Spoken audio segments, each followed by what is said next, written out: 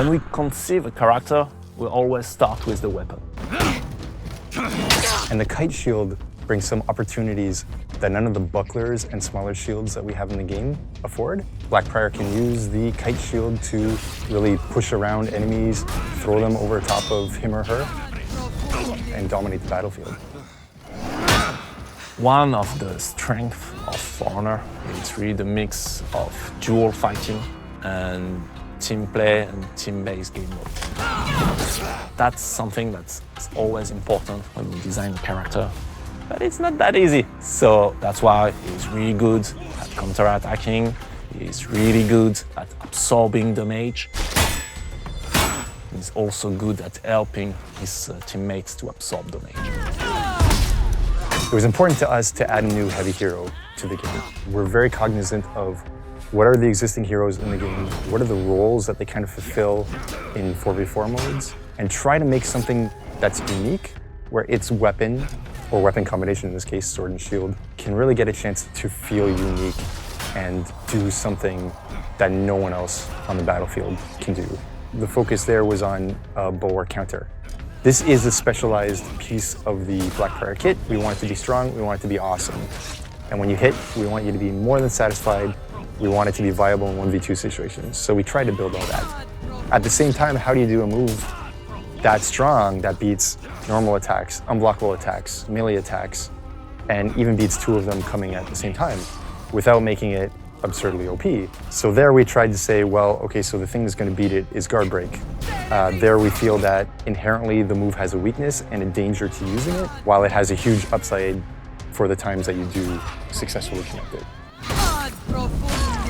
We want to add more backstory and more depth into every aspect of the hero, into the voices, into the customization, into even the way he moves and so on. So we want to continue to build that world and flesh it out.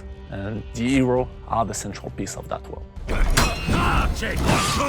We want to include the actions of our player and our community, the backstory of the game. We want to acknowledge that. And one of the main tools that we have at our disposal is the faction war. We looked back at last year, faction wars. There was a really important battle where the knights hold a specific location and they never lost it. Our explanation of it is because Blackbriars were there. When we receive the story, the words become images in our mind, and this is where we start creating and coming up with keywords of the elements that we feel interesting to represent in the sketches. We wanted to have a hero that, yeah, might have done wrong things in the past. You know, he's fighting kind of like for the good guy, at least from the knight perspective, but he has a background. I try to imagine and project in my mind, if I see the hero coming towards me, what kind of emotion I would like to feel. And for Vortigern, we want to have something that is mysterious. I wouldn't like to feel comfortable seeing this guy. And for this guy, for the male, we have, he's got this strange makeup, but you could imagine Vortigern killing you with a big smile, a little bit like the Joker. Where the female, with her gothic look, she's gonna slay you, but with no smile, with the beauty of a Black Widow. I think the theme of the Blackbriar going into something that is a bit more dark, more gloomy, helped us to find some really nice themes to project onto those shields. And the shields are great for that because it's a big surface, a big canvas.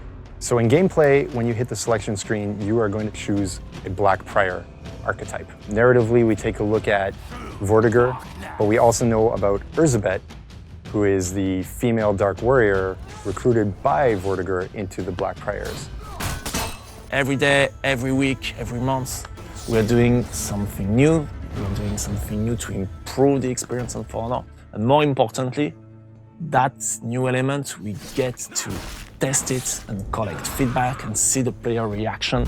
And we just can continue to make cool stuff and see how it behaves and how it evolves the game. And that's really, really cool. Of course, I love working on new heroes. The whole fight team loves to work on new heroes. It creates a higher skill ceiling for the whole game in that now there's a new matchup for you to understand. So for us, Everybody loves working on new heroes. I mean, this is the crown jewel for the fight team. We love doing this kind of thing.